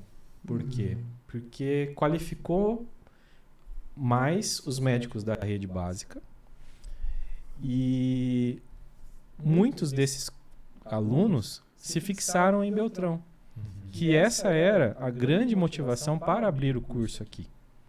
Porque como estava faltando médicos na região, vamos abrir um curso para ver se quem se forma fixa. Então, o propósito social de toda essa iniciativa da sociedade está sendo cumprido. Sim. Os alunos estão se formando com uma qualidade média ou de média alta e estão se fixando na cidade. Né? Estão aqui, estão atendendo os pacientes aqui, estão melhorando a qualidade da saúde da população da região. Então, o propósito, a função social da universidade, do curso de medicina, está sendo cumprido. Então, de uma certa forma, a gente pode analisar assim, né? Agora, se vai ser muito bom para todo mundo, inclusive para a comunidade médica, isso a gente só vai saber muito tempo atrás, muito tempo à frente, né? Mas no curto prazo aqui, o que eu posso dizer dessa pergunta é que realmente está sendo cumprida a função que foi imaginada por agentes políticos, por gestores e por parte da sociedade, tá? Então, acho que nesse ponto a minha análise é bem fria. Né? Mas pensando assim, no contexto geral, nacional, talvez muitas pessoas achem estranho uma cidade de 100 mil habitantes ter um curso de medicina. Né? Isso tem esse questionamento, né? Por associação médica, Conselho Federal de Medicina, que tem um certo interesse em proteger o seu mercado. Né? Assim como também os agentes políticos têm interesse que exista uma universidade pública com curso de medicina na nossa região. Sim. É ou não é? Sim. Não tem capitalização aí? Isso capitaliza de várias maneiras, né? Pela existência do curso, pela melhoria da qualidade da medicina praticada, pela disponibilidade de médicos. E eu entendo que sempre os fenômenos, eles são resultado de conflitos de interesse, de combates de interesse. Então tem o interesse do gestor, do agente político, tem o interesse da sociedade, tem o interesse do médico, da comunidade. Venceu um interesse e aí a gente só vai saber realmente se esse fenômeno que aconteceu, o curso de medicina da UniOeste Francisco Beltrão foi bom ou não, mais à frente. Mas por enquanto estou achando positivo. Ótimo. Meu querido desenhista dos Simpsons, vamos pra bundinha da Cuca? Vamos, né? Vamos pra bundinha. Boa. Ensaiou essa também? A pergunta dos 17? Eu nem preciso fazer a pergunta, né? Porque já assisti tantas vezes. A única coisa é que no caso dele entra o contexto, né? Que aos 17 ele estava entrando na faculdade de medicina. Tava. E aí, se eu pudesse conversar com esse Diogo? Olha, eu acho que eu poderia dar de conselho para mim mesmo é estudar mais, levar mais a sério, porque o curso de medicina não é que eu não levei a sério, mas em um dado momento ali eu fiquei meio assim, será que é isso mesmo que eu quero, né? Então talvez se eu falasse para mim mesmo, olha, tenha convicção que é isso aí que você tem que fazer. É isso que você vai fazer. Isso. E fiquei bem balançado entre essa carreira médica e outra, mas no final, hoje, analisando retrospectivamente tudo que eu construí, exatamente tudo que eu construí profissionalmente tem relação com a medicina. Então, não desista, porque se você é o que você é hoje, você deve a esse contexto que você veio, né? Então, acho que é uma dica aí que eu daria para mim mesmo aos 17, né? Acredita, estuda mais, tenta levar mais leve, que a gente se cobra muito no curso. Estudar, né? Mais, mas se divertir mais também. Isso. Estudar assim, levar a sério, né? E não se cobre tanto. Também, eu acho que esse perfeccionismo, esse detalhismo, essa cobrança, ela parte mais de mim mesmo do que talvez de outros, né? A gente enxerga o julgamento dos colegas, né? Quando você tem alguma falha, algum problema, mas é muito mais você mesmo se julgando incapaz que faz com que você tenha deslizes, preocupações, crises, né? Então, acho que se dedicar mais, mas levar o curso de forma mais leve, acho que seria uma dica boa. Muito bom, muito bom. Para esse estudante de medicina. Que é algo que se estende aí, né? Aos seus alunos e a todos nós, né? Acho que independentemente do momento em que tu vive, da etapa da vida que tu te encontra, é muito isso. É muito. Né, Diogo? É muito isso. Te dedica, tem essa responsabilidade, mas também não te cobra tanto, não leva tão a sério, né? Saiba se divertir, saiba brincar, saiba... E isso é uma coisa que, de novo, acho que dá pra dizer que a gente consegue fazer bem, né? Porque antes tu brincou, né, Diogo, que o bate-papo aqui do intervalo, do começo, que é pura risada, é pura tiração de sarro, e é disso que a gente tá falando, né? Tem que ter esses momentos mais brandos, mais leves também, né? Eu acho que a gente também consegue, tem que se esforçar pra isso, mas é bom, né? Massa. Então tá, vamos agradecer então a presença do nosso padrinho. Eu vou então, já que vão agradecer, eu vou agradecer, né? Eu ia brincar, acabei esquecendo de brincar com ele no começo, eu ia começar dizendo, faça de conta que esse estúdio é seu. Sinta-se em casa, né? Eu gostaria de agradecer a vocês pelo convite, né, obviamente. E vocês já tinham me dito que iam me convidar, não sei por que motivo, minha vida me parece tão desinteressante. Né? De qualquer forma, estamos aqui.